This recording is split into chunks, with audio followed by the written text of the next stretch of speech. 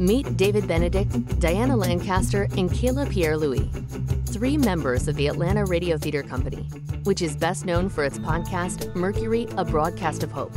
Since 1984, the ARTC has set out to create quality audio drama with their flagship project crystallizing in the form of a faux radio show set in the zombie apocalypse.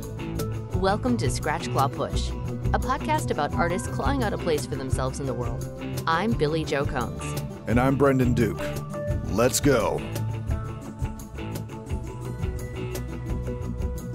Hello and welcome to the show, members of the Atlanta Radio Theater Company. Thank you. And for those of you who don't know, they are probably, well, a lot of people might know them from a show that I'm a big fan of, Mercury, A Broadcast of Hope. Mm-hmm. So what we like to do at the beginning of every show is a thing we call the 60-second intro. So you got 60 seconds to tell us who you are and what you do, and who would like to go first? I'll go first. We're doing 60 seconds each or 60 seconds for the three of us? 60 seconds Oh, that each. would be tough. Oh, My okay. God. That would be madness. We'll save that challenge for another day. All right, well, I'll go first then. My name is David Benedict. Wait, I'm waiting. Go. Okay, I'm David Benedict. I am the Vice President, Executive Producer for Atlanta Radio Theater Company, also co-creator of Mercury, A Broadcast of Hope. I've been with the company for 20-some years. I've actually lost track at this point. We do it all. We've done a lot of convention shows. The company specializes in horror and science fiction, but we do romance, we do comedy, we do anything that we can think of, and anything that anybody will let us do. We have worked with notable celebrities in the past, including John Rhys Davies, Anthony Daniels. We had Harlan Ellison in a couple of our shows, who, despite his reputation, was actually really nice to us. It's been a number. Oh, and Jewel State. We had Jewel State in one of our performances once upon a time, so that was super fun. And how much more time do I have? 3 seconds. 3 seconds. Oh, cool. Yes. Nice. Score. Woo! Nicely done. Good job. All right. Who wants to go next? I'll go. Okay, Diana. Go. All right. My name is Diana Lancaster, and I have known David for about 15 years, and I've only been part of the Atlanta Radio Theater Company since we launched Mercury, really. David had this idea for this daily audio drama podcast, and we had some conversations about it, and we started fleshing out ideas, and the show was born. We developed our characters, we developed our setting, and we launched this thing, and it's been such a cool experience to be a part of it.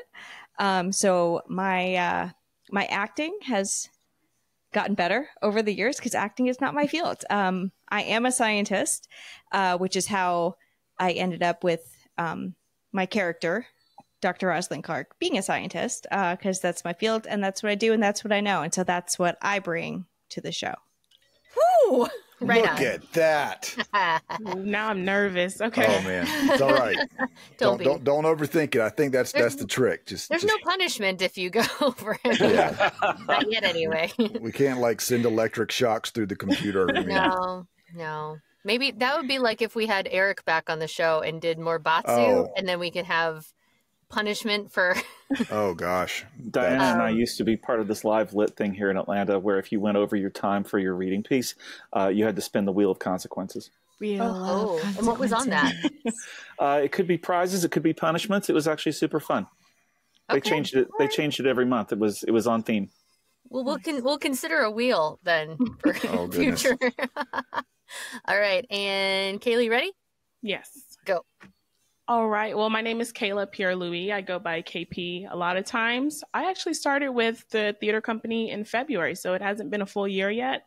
I have a background in acting and writing because I went to DeKalb School of the Arts. I know some people may know it. And I actually learned about radio plays from my writing teacher, Dr. Hunt.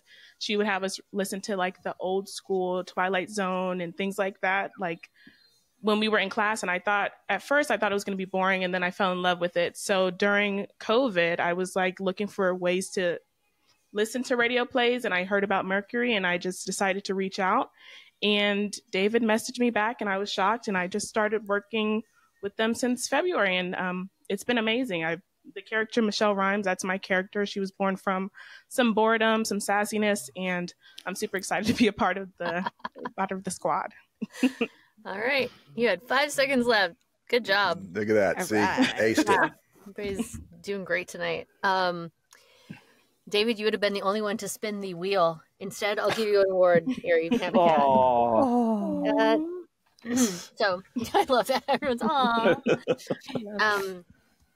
yeah, so awesome. Well, we kind of get to hear a lot. I am curious to hear more about your backgrounds too.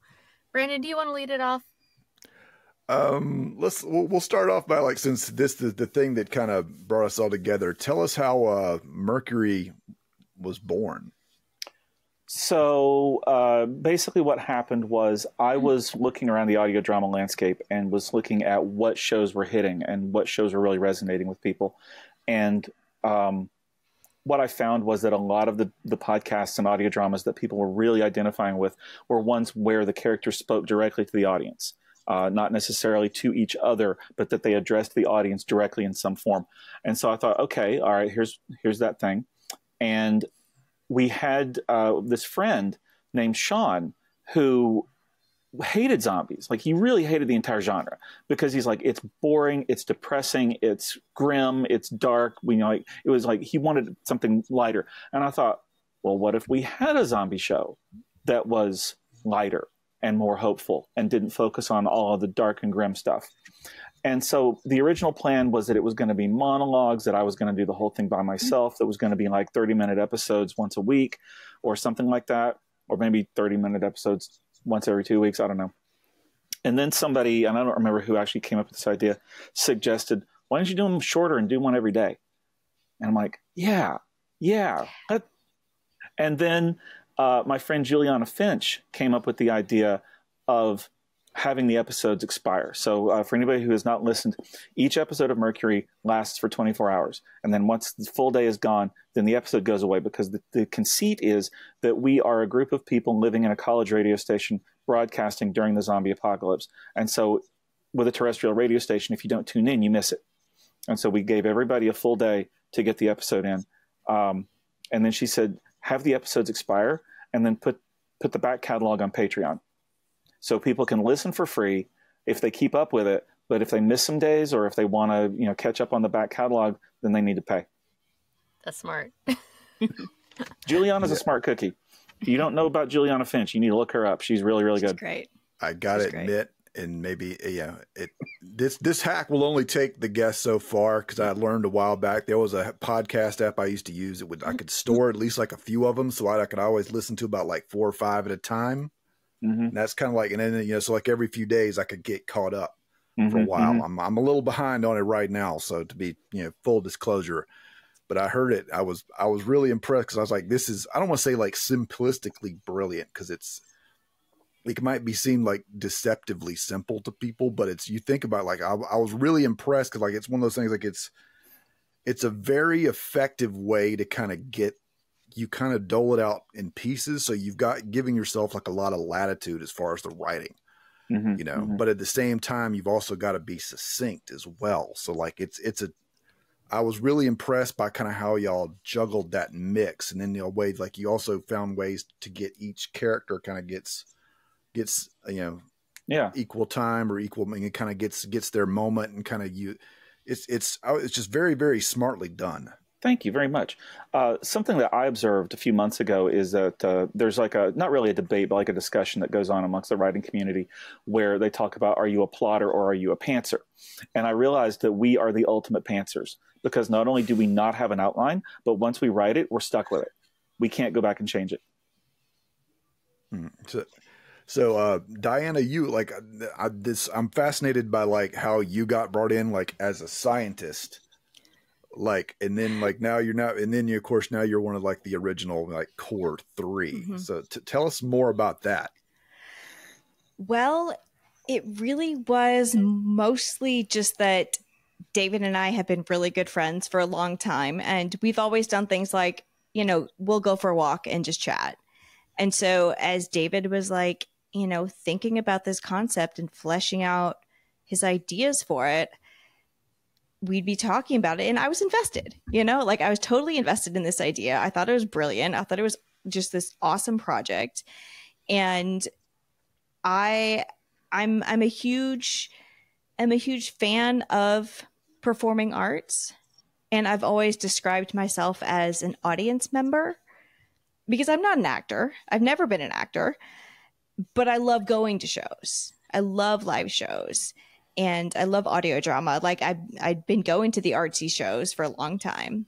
And, I had never really thought of myself as being someone who would be one of the creators. But, just as David and I talked about this project and this idea, I was invested, and I'm creative in that I can come up with like characters and settings and things like that. And so as we were fleshing out ideas, I was creating characters and things and contributing ideas. And honestly, the way my character was born was that she was sort of my alter ego, in that at the time I wasn't even working in science. I, at that time, was fully steeped in a career in the coffee industry.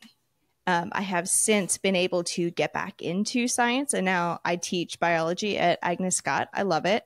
And so I actually am a science professor now, but when we launched the show, I wasn't. I was a coffee shop manager. And so it's almost like my character's path and my path are a little more convergent than they were when the character was created. Because she really was sort of like had my life taken a different direction than it had. And my education in marine science had continued on the path that I had originally thought it was going to. Then Dr. Clark is kind of who I thought I was going to be. But at the time of that character creation, that wasn't my life. I was a coffee shop girl. And so it was like I had created this alter ego of mine that had kind of resulted in the character of Dr. Rosalind Clark. Mm. And she's basically like she was like a guest that just basically gets trapped there, like wrong, right place, wrong time kind of thing. Yeah. Right?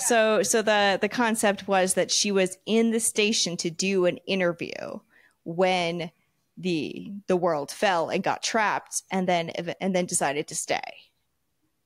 I'm sorry, you were going to say something, David? Yeah, I was. I just wanted to give Diana credit where credit's due, because in addition to everything else she just described, without Diana, the series would not have launched, because I was so gun-shy about actually putting this out into the world. Like I had confidence in the idea. I thought it was good, but I had also been podcasting in other realms like for a very long time. And the idea of publishing a new one every single day really intimidated me. And Diana was like, no, you're doing this. You're absolutely doing this. And so, without her, I'm not sure if I would have had the courage to have launched this series. So I want to ask you about that. So you're doing one every single day. And for how many days straight has that been? Today is day 2190. And how do you do that? I mean, let me answer that. Let me answer that. I'm just curious. Yeah. David does the lion's share of the work. He needs full credit for that. So we have gone through, different ups and downs over the years of doing this, because it has been 6 years. 6 years, and the 6th year ends tomorrow. 6 year ends tomorrow. So 7. So it's our 7th anniversary. Yeah. So in the beginning, we were really committed to having a whole team of people, but as people's lives change and people have had to come and go from the show, there have been times where, we've had more writers, fewer writers, because honestly, the writing is the biggest part as far as the time commitment and all of that. Because, we record in batches, but if someone doesn't write something every day, we get behind. And there was a point in time that David took a job that was taking a bunch of his time. And I fortunately was in a position where I could step up and I could fill in and make sure that we kept up on pace.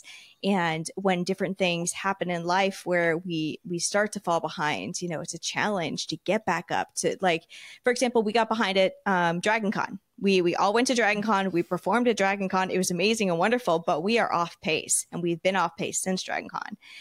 And so life comes in and challenges us. And we have definitely had some hard conversations of, can we keep doing this? And we keep coming around to, yes, we're not ready to end this. Kayla, like, I have to ask you, since you came into it, like, sounds like a few years in, did you have to go back, and did they give you like access to the back catalog so you could kind of get caught up, or were you just going to like kind of jump in and just run with it? Well, I did get access like to the back catalogs and the timelines and the sheets and everything. But David was really good about telling me, like, just start and see where you go. And a lot of the episodes that I do end up writing, they're very scenario based. And then if I try to build a story that is more than one, you know, episode and stuff like that, he's really good at like making sure that I can incorporate it in the timeline, making sure I'm not maybe going over a theme that has already been done. Like, he keeps me on track, and I always like message him and say, hey, has this been done before? And he'll say, no, actually it hasn't, or yeah, it has, but you could try this instead. Because it's interesting, because I know like there's certain like themes, and there's kind of like, I know because there's like a village, or like not a village, or like a place down the road that's not so friendly to the people around the radio station. There's a lot kind of to keep up with. So like, do y'all have to like graph this out? Like, or what is the, I guess the writing, is there like a kind of like a master document that has like these are the locations and these are the characters, this is the timeline? Like, what is the structure there, or is it a little more organic? So I'm laughing at that because it would be awesome if we were that organized about it, but we're kind of not. We mostly know what's going on and keep up. And David is great about keeping all of the balls in the air, because we do have so many different, you know, storylines and characters and details to keep up with. He does keep a lot of it straight, and sometimes it gets really complicated, especially when we have multiple ongoing storylines at the same time.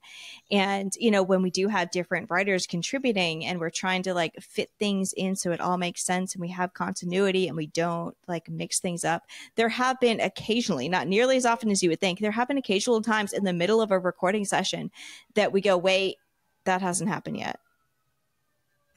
Yeah, and in those situations, one of two things has to happen. Either we have to stop recording that episode and move it because it's going to need a complete rewrite.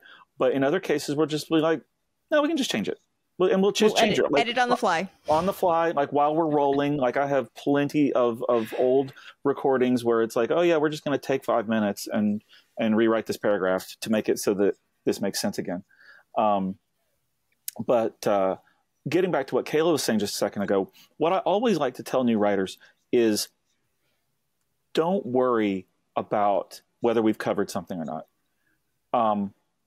We're over 2,000 episodes in, and people are like, oh, you've covered everything that I could possibly talk about. I'm like, well, maybe we did, but you have a different perspective on it than we did.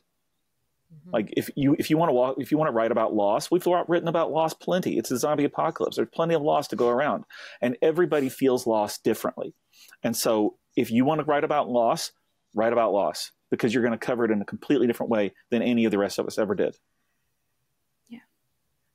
Yeah. And then there's also, I think that was one of the things that I was impressed by, like the kind of those little character moments, like that shows how each person is dealing with it. Because there was one that really got me in the beginning when you realize the character played by Alyssa Hogan, who's not with us, but like was one of the original three, how she had this message from her boyfriend that she'd been like hiding for like a while, and eventually kind of comes out with it and like lets everybody know that like, yeah, he's probably at the time you think he's probably gone. You don't really know and when she plays it, but it's kind of like that. It's like little stuff like that.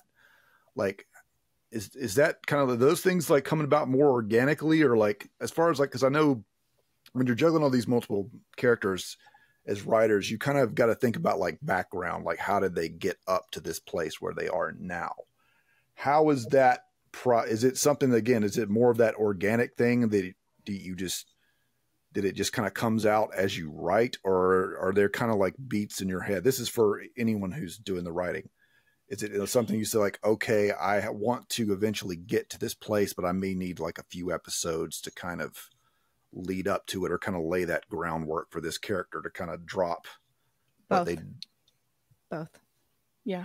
It's all of the above. And when you're writing at the scale, you can't really just take one approach to it. In the beginning, my intention for the series had been for each episode to be standalone. They would be focusing on themes of hope and survival, and stories, individual stories of survival, and how people were making it from one day to the next. And over time, we've actually had to introduce a much deeper plot than I had ever intended when we first started. And that's happened through a variety of ways. And it was a very interesting process, because originally we would be like, oh, we're going to tell a 3-episode story as opposed to a 1, or we're going to tell a 5-episode story. And then it sort of ballooned, and like the stories kept getting longer and longer. And then we had a zombie horde come through, because I decided that things had gotten too comfortable, and like they've got too much infrastructure back. You can't write about, keeping hope alive if you're, kicking back and everything's cool. You got to have some level of conflict and suffering. And so I had a zombie horde come through, and we built that up for weeks. Wipe it out. He was like, let's wipe it out. Yeah. And I was like, let's wipe it out. And it took weeks for that to happen, because we got to write about the anticipation and, oh, how are we going to prevent this? And, oh, crap, we suddenly learned we can't prevent this. And now how do we feel about that? And all the rest of it. And we just had a storyline wrap up recently where there was a war between different communities. And my intention had been for that to last for like 3 weeks. And it took a year. It took an entire year to wrap that up. And I was Which is so interesting. What's interesting, though, I think about this a lot, especially as our storylines get longer and more complicated. Back early on, we had a review. Do you remember this one, David? Yeah. Okay, he knows what I'm talking about. We had a review posted. Some guy had listened to some ridiculous number of episodes, like 300 or 500 episodes, and his review was very negative, that there was no plot line. We're like, dude, you just listened to several hundred episodes before deciding you don't like us? That never underestimate some people's ability to lose the plot. And his complaint was that we had no plot line, and it was like, yeah, it took you that long to figure out that we're an episodic thing and there is no overarching plot line. And now I keep thinking, like, what if that guy started listening later? I'm guessing this guy's probably not a big fan of Seinfeld. I still describe it as sitcom-y. When people are like, oh, wow, do I need to listen to the back catalog? No, we're very sitcom-y, and that you can pick it up at any time. I got to know. Well, say at the time, I'm actually like, David is, he and I have actually spoke before, because we actually interviewed for a podcast I had before called In Medias Res. And we actually were talking during the middle of the pandemic. So now that we've all experienced an actual, global plague, how has that affected like the writing of the show? And especially like Kayla, for you too, because you actually came in right as that was going on. So honestly, I think that especially with keeping it where we're keeping hope alive, I think I look for a lot of ways to bring in comedy when I'm writing something, especially like for Michelle and Agnes, which is who Alyssa plays. And basically, I'm always looking for ways to make it realistic for their circumstance, but still have it where people can have fun. Because I think regardless of what happens, even in COVID, I mean, people were still looking for laughs. A lot of times they were looking for some kind of escapism. So I think, especially for Michelle, I'm trying to find a way to, we have certain motives as like from a character perspective, but I always want some kind of laugh at the end of the day or in the end of the episode. So, yeah, I realize actually, like for people who may not be familiar with the show, let's take a brief second and let's each of you kind of like, Diana, we already talked a little bit about your character. David, let's tell the people about your character, and then Kayla, we'll come back to you. And Okay. Go ahead, David. So, yeah, I play Max O'Brien. Before the apocalypse, he was the station manager at the college radio station. So he's the one who had the idea that he wanted to get back on the air and deliver messages of hope to people. And so the station runs on a generator that they can only run for about 5 to 7 minutes, which is our reasoning for why the episodes are so short. Max is sort of an everyman. He wants to help people. He'll bend over backwards to help people at any cost, sometimes to his own detriment. But he's also a conspiracy theorist, and he's constantly looking for different reasons for why the apocalypse happened and where the zombies came from. And they're usually pretty whacked out. Like, we're not even talking about as wacky as Flat Earth. We're talking about like the next level of wackiness. He had a theory that the zombies were dementia patients who forgot they were dead. He had an idea that the Large Hadron Collider had put everybody into a quantum state like Schrodinger's cat, and so that they were both alive and dead at the exact same time, and that's why they were zombies. He had an idea that the zombies were the leftover bodies of raptured souls. Just stuff like that. Just random whatever. And it's become like a running gag on the show because Dr. Clark, being a scientist, hates this. And Lissa, her character, Agnes Drew, is not thrilled with it either because she's like, why are we wasting time on this? And periodically we write episodes where the cautions that Dr. Clark gave Max about this come to pass, where she's like, you can't just keep saying stuff like this because people are going to believe it. And then like 2 weeks later, somebody writes in, they're like, oh yeah, I'm totally on board. Or alternatively, I lost my sister to your conspiracies, Max. How dare you? That kind of thing. Oh, so is that some of that like coming from the pandemic, where it's like you got people out there trying to take like, horse dewormer for yeah. Mm-hmm. I have to tell you. No, that is more irony than anything, because we had Max as a conspiracy theorist from the beginning. Yeah, that's like, cause I caught that. Yeah, he had his little theories. Like I caught some of the early episodes because I think at one point, I think y'all had released a few of the early ones somewhere in there, and I managed to like grab a bunch of them and kind of start from the beginning. And like I was like, yeah, it's like he's totally like that guy. And that like if everything had gone to plan, he'd probably have like the conspiracy theory podcast out there of. Yeah, so that was one of those weird things about writing about the apocalypse, and then suddenly we're in the middle of an apocalypse, which was really hard in 2020, like in the beginning of the pandemic, to be like, how do you write about the apocalypse when we're experiencing the apocalypse? And we even had to decide, like, are we going to bring our current pandemic into the show or not? Yeah. But like just weird parallels that just came to light in that time. Yeah, things got real fast, and it was very uncomfortable in some places. And then we just dropped Kayla right in the middle of all this.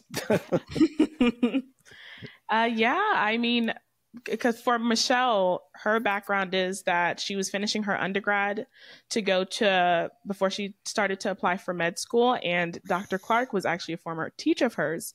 And essentially, there was a little spat between Dr. Clark and Michelle because basically Michelle begged Dr. Clark for an internship, and then Dr. Clark made it happen. Then Michelle got a better opportunity at like a plastic surgeon's office, and she was looking at the money perspective. So she went with that. And ever since then, Dr. Clark did not like her. But when the apocalypse happened and, she had to go home to her foster mom to take care of her, there was no motivation for money because, it's not a thing anymore. So she had to kind of take some time to really think about what mattered.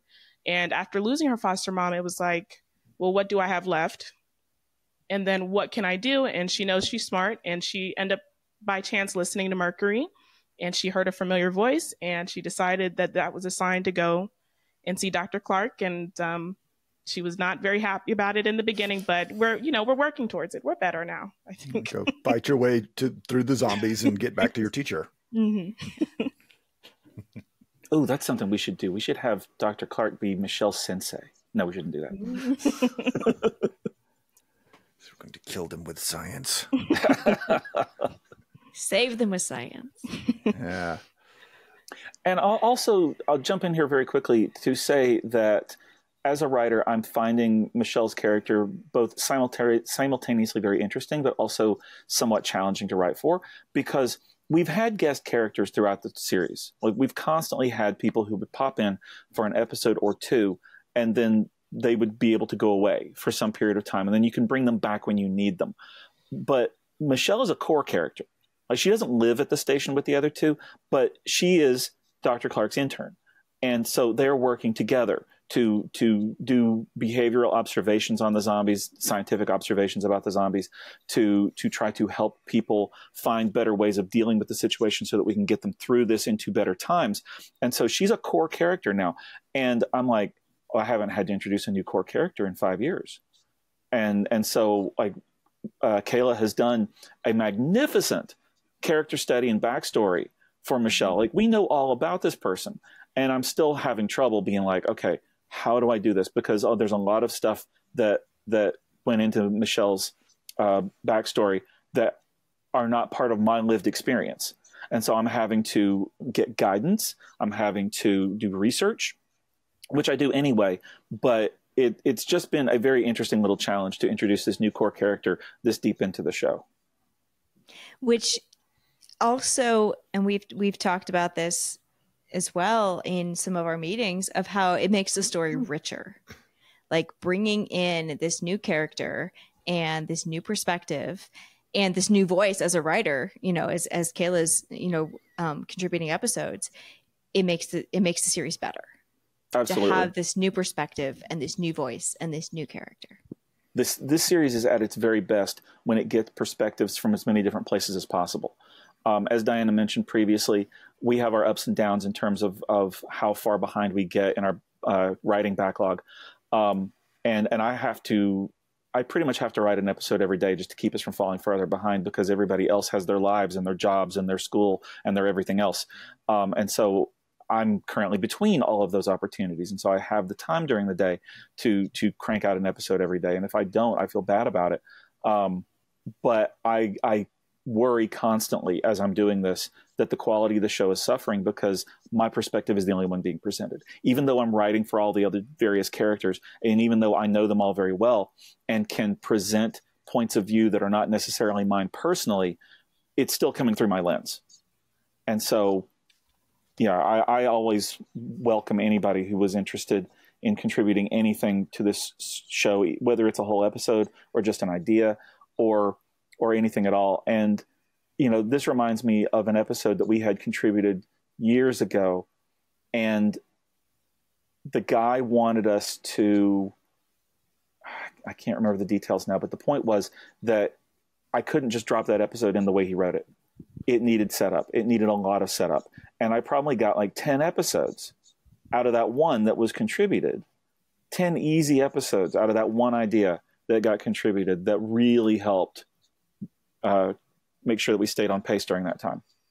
Yeah, because that's one thing that's like I see people who are either, I don't want to say they don't watch a lot of TV. They probably watch TV, but they don't necessarily think about TV, because there's certain episodes, like as anyone who does any writing, this is like what I call like a building block episode. Mm-hmm. You got that one where nothing really, it's like a songwriter once says, nothing really happens, but a lot goes on. Mm-hmm. And as a writer, mm-hmm. We all kind of know, like, okay, they're just kind of like laying down some track to get the train running for future episodes.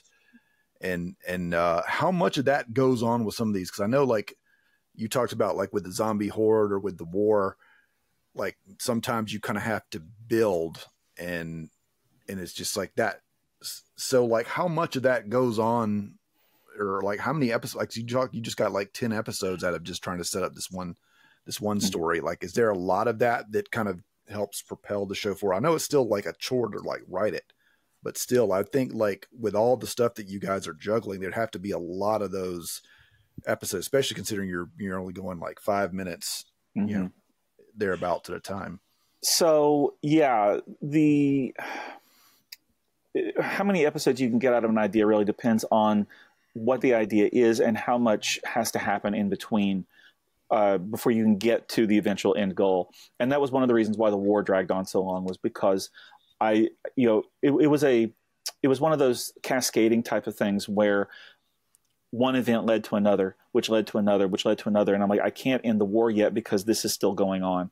And I felt like I'd made my point months ago, but I'm like, I can't just wrap this up right now because, this happened and this happened and this happened. And it makes no sense to just stop. You have to get things into a progression. And so and there were multiple moving parts in this war. We had a community called Goose Lake, and their deal was that this young woman had come to their door wanting help.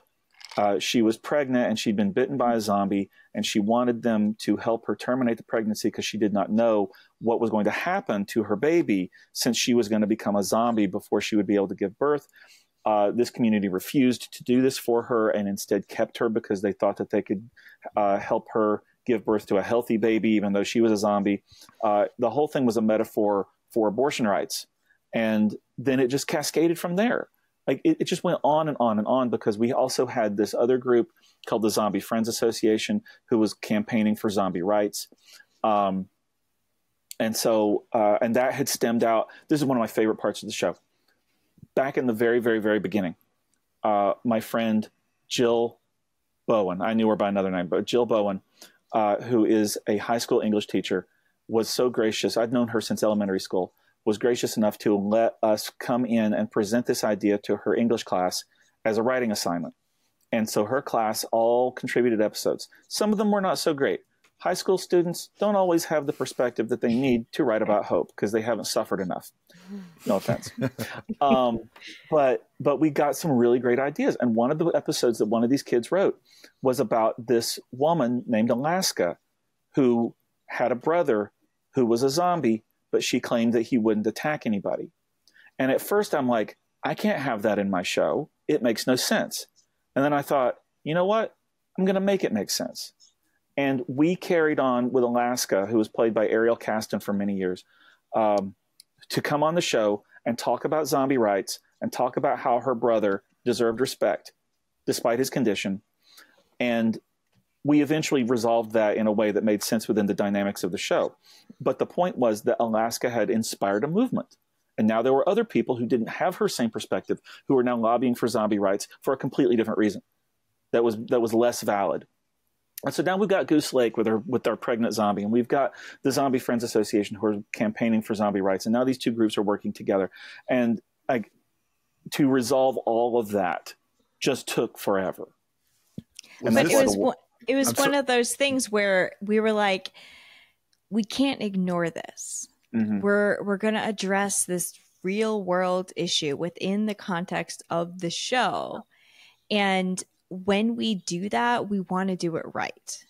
We want to handle things with the proper respect and with, we don't want to just sort of brush things off as no big deal. And we want to give, the proper perspective on things. And like David said, it leads to the next thing. And now we've built something that we have to bring to the right conclusion. You can't just be like, okay, we're tired of this, we're just going to end it.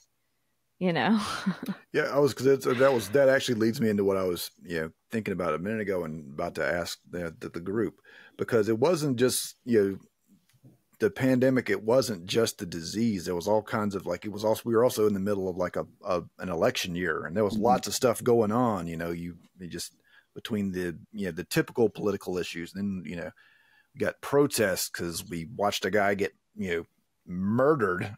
Like a viral video of a guy literally just getting murdered by the cops.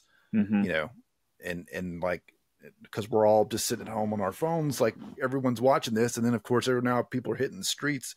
And there was a lot. I mean, there was a lot going on in this, within the span of a year or two. It's are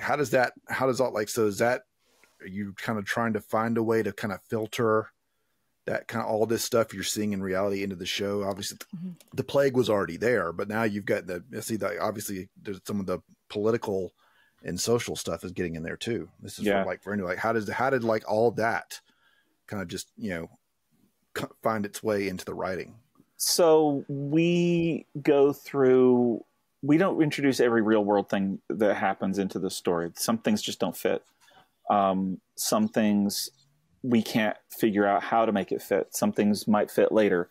When it comes to, things like racial justice, it comes up periodically in individual episodes, but we have not yet found a way to organically make it part of the overall narrative in a way that makes sense, which is not to say that we won't come back to it later. When I first launched the show, I was going around telling people about it, and every single person asked me the exact same question: what's your end game? And honestly, it offended me. I'm like, I haven't launched yet, and you're asking me how I'm going to end. and to this day, we still don't have what I would call an end game. Like, I was pitching an idea to Diana yesterday or the day before for how we could theoretically wrap the show up. And I prefaced my remark by saying, I am not ready to do this, but here's an idea for how we could theoretically wrap this up. But it's just like the barest form of an idea. And it certainly hasn't been written into an episode or anything like that. And so, like, we still don't have an end game. And so anything that we haven't brought up could easily still be brought up. And there are things that we're bringing up, and getting back to what I said a minute ago about how I don't have lived experience for this kind of thing. Michelle's character is about to become very important because she came from the foster care system, which I know very little about. But we've got a community that we've invented down somewhere to the south of us called Haven that is setting itself up as an orphanage for children whose parents were killed in the zombie apocalypse. And they're intentionally gathering these kids down there. And so we're going to be talking about best practices for how to help children cope with this kind of loss and this kind of trauma. And as we go on, and I'm, since Michelle, since Kayla came up with this idea for her to be part of the foster system, I'm hoping I can lean on her. And Diana has looked into the foster system in the past for herself. And I feel like I'm monopolizing the conversation right now. So someone else say something. Well, just for Michelle's case, that idea came from, I had a friend who was actually, he was in the foster system. He stayed in a group home. So that's almost like an ode to him because we were great friends. And, you would have never known that he was in the foster system. And he wasn't like shy to tell you. I think he brought it up finally as a joke when we were talking about like going home to our parents, but he was so smart, so joyful. And it's just like, I think that really did deplete some of the stigma that you could have had about kids being in the foster system or staying in a group home. A lot of times people assume that if you're in a group home, you're a bad kid, or there's a reason why other foster parents don't want you. And sometimes it's just like a county thing and there's just not enough people. So I think, just having that perspective and kind of having a friend like that really made me want to have Michelle have that similar perspective. Because a lot of times those kids feel like they were lost in the cracks and, they just were forgotten about, which is why I thought it would be interesting to bring that into Mercury. Basically, I'm curious, like, where you started from, what you were doing at the time, how you thought you'd be able to fit this in daily. And I was saying, I think a lot of people get intimidated before they even start and don't start because they're like, how am I going to do this? Or they start and they do a little bit and then they just go, it's too much work. So I'm curious how you weren't intimidated by that. Oh, I totally was. I mean, like I said before, without Diana, this would not have happened.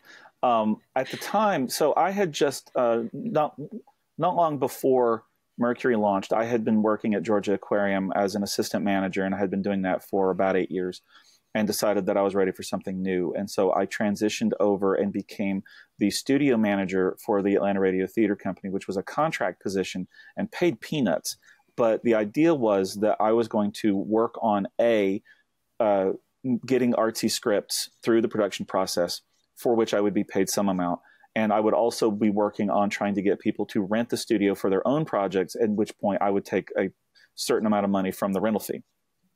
And a lot of that never happened. That experiment did not really go as well as we had hoped. But at the time that Mercury launched, that's what I was doing. I was primarily focused on being the studio manager for the Radio Theater Company. A little later on, I realized I needed a real job. And I took one. This is what Diana was referring to earlier, where I took a job that was taking up a lot of my time, most of which was in the car. I was very upset about that because that commute was easily an hour and a half each way, which was not what I had signed up for. And so I stayed at that job for a few months and then eventually went to my boss and said, you have to let me work from home or else I can't do this. And she said, see ya. And so I very reluctantly left that job and started looking for something else. And then coincidentally, not like a month later, a month after I left that job was when COVID hit, and then everybody worked from home.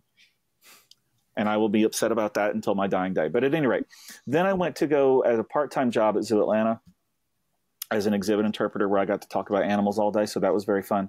And then I realized that I could make more money as a background actor and have better control over my time because of the film industry here in Atlanta. Mm-hmm. And so I left the zoo to go do background acting, and then did that for a little over a year. And then the writers and the actors went on strike. So that's why I'm not kind of between opportunities right now. But to your other point, this is one of those things that a team really helps. A team really helps. Like when I eventually do find employment again, I'm going to be leaning on my team, and I'm going to be recruiting additional members of the team to keep this going.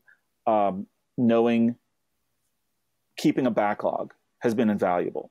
Like the pre-production planning that went into Mercury was a big part of what makes it successful.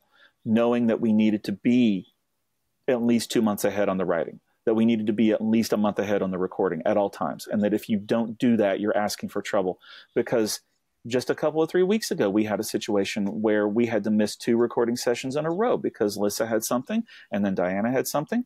And I was getting very nervous about that, but I'm like, no, we built in a backlog on purpose. This is what this is for. We did some extra long recording sessions to catch back up, and now we're in a great place again. So pre-production planning. You mentioned earlier about whether we have a document that keeps track of all this stuff. Yes and no. We don't have it up to current. Like we don't have everything that should be on it, but we do have a fairly extensive wiki page that we host on the ARTC website. Oh, nice. That has things like who the characters are, which is super important for the off-air characters. Like we've got a bunch very of disappointing that I'm only just finding out about this because. Yeah, we've got a wiki page that has characters, that has setting, that has like screenshots of maps that show where the station is in relation to the coastline, and in relation, like me and Diana have disagreements about where all these various communities are. Because I think Fiddleback Hollow is over here, and she thinks the Mennonite community is up here, and I'm like, no, it's the other way around. I get it. I have a thing. I have a little storytelling project called Garfield's Crossing, and Billy has witnessed myself and Clayton Romero one time getting into an argument in front of like a bunch of our actors about where a certain location was in town. Mm-hmm. I don't remember that, but okay, if you say so. Apparently it wasn't that bad, but I was like, I just remember Clayton because sorry kids, mom and dad are fighting. But yeah, we've got the wiki page that has a lot of this stuff. I try to keep it updated, but we've got a bunch of characters that we only talk about, that they never actually come onto the show. And so I'm constantly being like, okay, we have to actually write this person down on this wiki because I'm going to forget about them if we don't. And then suddenly we have to reintroduce them completely because everybody forgot who they were. Well, this week on our recording session, we brought back a character that we had previously talked about, and in the script it said, oh, this character came on the air with us. And in the middle of the recording, I was like, no, he never did. We just talked about it. And so we just changed that detail in the script and recorded it.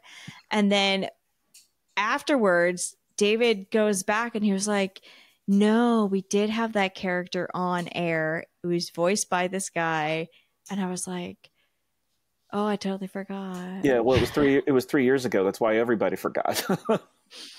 I'm sitting there because this was an episode contributed by a guest writer named Chris Jones. And I'm like, Chris keeps up with the show. Chris listens every day. He knows what's up. If he said this happened, then I trust him.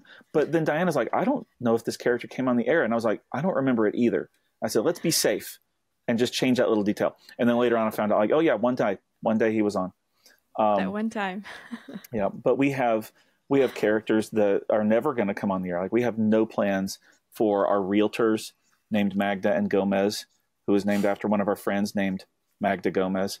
Like they're never going to come on the air. We have a guy named John who is sort of like the superintendent over at the community of Moria. He's never coming on. William, yeah, Josh, Francis. Phyllis. Yeah, all the people at the lighthouse, apart from Jennifer. Jennifer's the only lighthouse character that ever comes on the show. And recently, I made a very interesting decision to introduce a character named Gabriella Penelope Turner, who, if we talk about her, then it's something that one of us wrote. But if one of us says, oh yeah, Gabriella Penelope Turner said, then ChatGPT wrote it. Oh. In her initials. Yeah. So she's a psychic medium. She lives at Amoria. And if any, like I said, she never comes on the show. And I toyed around with the idea of using an artificial intelligence voice to voice the dialogue of an artificial intelligence that was writing its own dialogue. But I eventually decided not to because A, I have very mixed feelings about AI, and B, it just sounded way too fake. And I'm like, I'm not going to introduce something this fake on my real show. But at any rate, so, you know, if somebody comes on the show, like Michelle is not a fan of Gabriella. And so if Michelle comes on and is like, I'm going to rant about something that Gabriella said. Well, anything that she reports back that Gabriella said, ChatGPT wrote that dialogue. Nice. But if we just talk about her and we were like, oh yeah, I was over there and I saw Gabriella do this, then that's something we wrote. Mm-hmm. So Kayla, as kind of coming in, like, you know, in the middle of a few years in, how much of it are you trying to lean on some old stuff? Or are you just like, I'm going to focus more on, you know, what's ahead rather than what's already come, so you can, like, or what's the balancing act there, or if there is one? Well, I do like to, you know, be aware of what happened before, but I do like to worry about like what's going on or what's already in the works, especially with for Gabriella. Like, the whole reason that Michelle does not like Gabrielle is because she doesn't believe in psychics, right? So she has a core fundamental belief about not believing in psychics. So that's something that I'm able to speak to and write on because my character is very pragmatic. So it's like finding where my character fits amongst other characters, and then whatever's going on, where I can fit in and where I can add to whatever ideas that are being presented and stuff like that. So with the whole, I guess, like the scientific angle, like how much like time, I guess, now that you got two scientists in the mix, like, you know, I guess they have like standing on top of a radio station, making their, how the zombies move and all, like how much of it, how granular do you get with that? Or do you just keep it broad? We're pretty broad for the most part. Every so often I will sit down and explain a little bit more of the science. Like there was one episode where I explained what an ethogram is. So an ethogram is a way of measuring behavior changes and making behavioral observations and turning them into numbers that you could then use statistical analysis with. So I did an episode explaining that. I'm working on, it was supposed to be one episode, but I couldn't fit it into one. So it's going to have to be more than one episode, talking about, we recently said that some of Dr. Clark's notes were stolen, and this is a really big deal. She has to absolutely get them back. And so I started writing about the legality of lab notes. And before I could even address that, I started talking about what was in these notes. It is so important that you has to have them back, which is why it ended up that it's going to stretch over a couple of episodes, because it was like, well, I'm actually explaining that, look, this other lab that she visited briefly could do cellular and molecular and genetic techniques that she just doesn't have the capability of doing, you know, at home in the station. And so it was like, just to briefly get into some of the nitty gritty of what, you know, the science that we're pretty broad about overall. It's just like, okay, well, I need to explain this a little bit, but I rarely actually get into the science. We're pretty big about it for the most part, but once in a while. What's so interesting to me about this particular little miniature story arc is the fact that the reason why Diana has been prompted to write about the legality of scientific notes is because of the audience reaction to the notes being stolen in the first place. Like, our audience is usually fairly benign. They'll make a comment here and there. I don't get as much audience interaction as I would like, but usually it's just like, oh, yeah, that's a good job, or oh, here's a different perspective, or blah, blah. But to a person, everybody who has decided to weigh in on the lab note story arc has been like, she should just sue him. And I'm like, in what court of law? We're in the zombie apocalypse. We already had a little story arc about that. We did. We had a little story arc, but there was like coercion and threats involved with that lawsuit. And there is no functioning justice system. So even though she does have legal rights over her notes, she can't enforce that. I mean, you're going to have to like institute like the Mercury version of Thunderdome. But getting back to the science thing for just a second, we actually did do a little more detail back when it felt like we were getting a new COVID variant every 2 weeks. And I'm like, well, what if the zombies are changing? And so we wrote like several episodes that were along the lines of, what if the zombies' behavior changed? Like, we have gotten into this routine where we feel like we know what's going on. Zombies shamble. They are not very fast. If they fall down, they can't get back up very easily. If they were holding something when they died, they continue to hold it. Like, little things that we built into our world. And I'm like, what if we changed all that? How would that affect the way people deal with zombies on a daily basis? Like, if suddenly you don't know if that zombie is going to start running, how do you cope with that? And in the end, Dr. Clark concluded that no, this was not happening. But it was really fun to write about. Yeah, I mean, I have extolled the virtues of this show to anyone. Like, I was like, because I found it's almost like literature in the way that you guys can kind of like drill down into the details by having like this daily 5-minute format, and you can just kind of like, okay, this is going to be like the subject du jour of the, like, today we're going to talk about this one thing. We've got 5 minutes, but we're going to drill down into that. And, and over time, but like, if you can listen to like a bunch of these, like, you get some very rich storytelling, as it all kind of assembles. I appreciate you saying that. And for me, when I'm structuring an episode, I like to have a premise. It may be something that's ongoing, or it may be like a one-time thing. I hang out on the Today I Learned subreddit a lot because I occasionally get a good idea from that.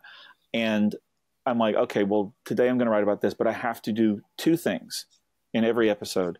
I have to relate whatever I'm talking about back to the zombie apocalypse, and I also have to relate it back to humanity and how I can use that perspective to give people a reason to make it to the next day. We send each other memes a lot, like when you come across something hopeful or inspirational or thought-provoking, because those are all our central themes. And I've written multiple episodes from just taking a meme and being like, I'm going to take this and expand on it for 5 minutes. TikTok for me. I'm not going to lie. I see a TikTok and it makes me want to write something. I love hearing that you guys have your like places like memes, subreddit, TikTok. That's great. I love that. You can pull inspiration from anywhere. I'm just thinking zombie TikTok would be lit. That would be interesting. I'm just saying, if you still had that out there, man, like any like Braves, because if they're not running, I can see people out there like trying to get up on the phones and like getting up to some shenanigans. And like doomsday prep, like people prepping a bunch of beans and stuff. I'm like, I guess, yeah. So like, how much like do you get it? Do you kind of like do you find yourself going into like different rabbit holes? Because like TikTok is kind of like the rabbit hole like mecca for like, it's like, okay, well, now that I'm learning about it, do you just kind of like just drill down on something and then just see whatever you can get out of it? Yeah, like I saw this, it was some video about like, I think it was onions or garlic and putting it in a jar, like a mason jar with honey. And if you get sick, you can like eat a spoonful of it. And I was like, no one's proven that, but I'm so convinced by it. I'm like, it probably works, right? That any doomsday prep, bunch of like, I don't know. It's always a bunch of cans or some kind of mason jar that pops up, especially at night if I'm looking at it. So I probably should stop doing that. I found this one channel, some guy, like these guys that just like to cook in the woods, and you never even see them. Like, I think they call it like the men with the pot. And like literally, or just like like out in like a forest or somewhere, and like they'll like you see them kind of like set up the fire and literally just put sticks in the ground, and then just take this one big like cast iron thing, and they're just like throwing stuff into it and chopping it up. I think they're like out of Poland, because there's always like there's the English name for something, and then this other stuff I can't read underneath it. But it's like stuff like that. You know, and I think it convinces me that I could do it too, and I definitely could not do that. So. You just gotta find a niche. That's all. I mean, like I love this one woman who just cleans gravestones, and she's just showing cleaning the graves. And then there's the laundry lesbian. I love her too. Like, you know, you just gotta find your little niche. Does she do laundry or? The laundry lesbian does. She tells you how to do laundry better and how to fold things better, and she's I gotta check her out because I'm horrible. She's hacked the whole like folding the fitted sheet thing, because I saw some video on there that told me how to do it, but I still haven't like mastered it yet. Fitted sheets, horrible at it. I saw a thing that said that ghosts were people that died trying to fold fitted sheets, and I believe it. I believe that. I'll sign off on that one. Somebody just snapped. It was too much. I think we need to come across the fitted sheet zombie. Yeah, could do that. Someone became a zombie while they were trying to fold that fitted sheet. Yes. And then, of course, like, Max originally thinks he's seen a ghost because he just sees like a sheet just kind of ambling along out there. Like maybe it's in the dark, so he can't see its feet, like just kind of walking along. And then, now you get about 3 or 4 episodes out of that. That's very Max. That's extremely Max. Very Max. And no one's going to believe him at all. Max he's created a local cryptid for the area. He claims that he saw Bigfoot, and everybody's just like, that's somebody that was dressed up as a Bigfoot and then became a zombie. And he doesn't believe them. He's like, no, Bigfoot's out there. It was Bigfoot, I promise. No, he's very, as a matter of fact, it hasn't aired yet, so it's a little bit of a spoiler, but he was on the air a few days ago talking about how the Snallygaster was out stealing sheep. And Dr. Clark was like, you talked about the Snallygaster several weeks ago. You said it was from Maryland. Why is it 2 states to the west of us eating sheep? And Max was like, nobody said he can't travel. He wants to see the country. And now there's not a lot of living people around. So, he's free to roam. Same as Bigfoot. Exactly. He doesn't have to worry about people trying to take pictures of him anymore. He can just go. That's exactly right. So Max thinking that somebody with a fitted sheet is a ghost, that's 100% Max. There you go. The ghost of Fiddleback Hollow. Yeah. So, like, as we're coming up on an hour, where can the people find each of you and Atlanta Radio Theater Company online if they want to at any one of you? Sure. So, website for RT is artc.org. And that's where you can find links to all of the rest of the stuff. We are on some social media, but we're really bad at it. So I would recommend just going to the website. And if you want to check us out, I'll say Facebook is ARTC Radio. Instagram is also ARTC Radio. Threads is ARTC Radio. I think the only thing that is just ARTC is Twitter. It's still Twitter.